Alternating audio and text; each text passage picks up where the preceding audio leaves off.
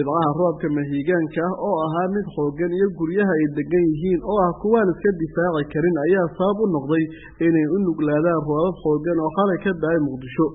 Inta la xaqiijiyay 2 qof ayaa ku dhimatay roobabka, gaar ahaan degmooyinka Boondheere iyo Wadajir. Warta Siigaale degmada Hodan xalay ayaa laga daadgurayay 100 qoys oo danyar ah kadib markii warta ay samaysay fatahaad, waxaana halkaasi gaaray gudoomiyaha gobolka iyo maamulka degmada Hodan si dadkaasi loo caawiyo. Kaltuun Daahir Muumin waa hooyada 9 carruur ah oo degan kaamka Darwiish ee degmada Howlwadaag. xalay iyada iyo carruurteeda waxay bannaanyaal u ahaayeen roobabka maadaama dhismaha ka samaysnaa cooshadaha uu ka qaada roobka da'ay. biyo waan qaadan guriyada oo kul ee doqoyin gabar aniga guriyada waa buuxsan ilaahay muslim bixiyo hadana dhibaatooyin ay soo jeedaan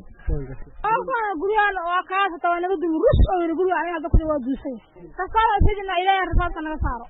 wax kale oo saarana ma lahan aduu miisir hada gadanaysa miiska iska xumeysta toaleed miisaan ruux ku joogto sagaal xala xageysay hada maadaama roobda biyaha dhaxsan wallahi billahi taala biyaha san dhaxsan xal arkayna waa kuwa reeb u sheegay waa kuwa halka ku qaf joodaasi xumaan ka xayna iyagana waa noo qasay meel lagu leerna xataa malaha guriga dhaxyaalan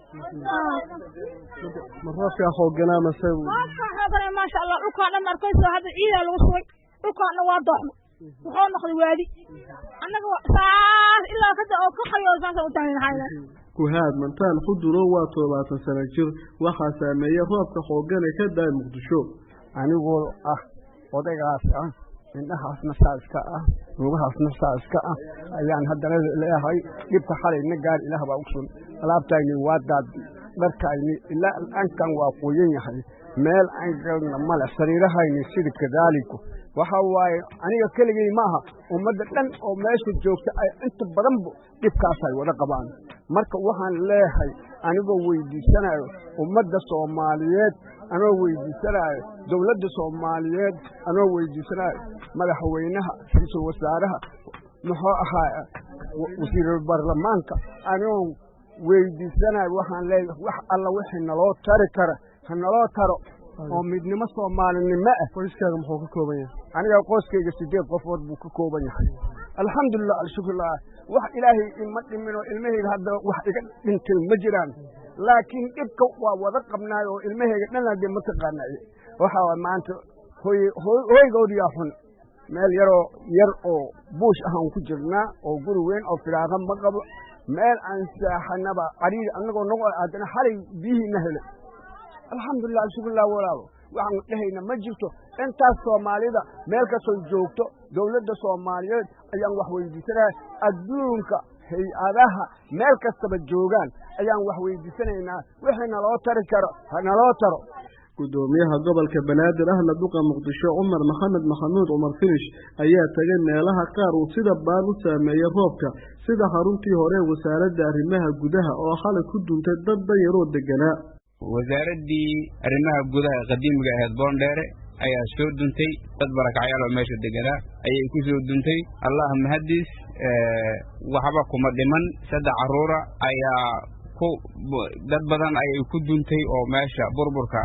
dumitaanka dhexdooda ku jiray meesha gurmadaan ku tagnay waa ka soo saarnay 3diiba ayagoo dhaawacyo yar qaba laakiin wax dhimasho ma jirin alxamdulillah meelo badan ayay roobka iyo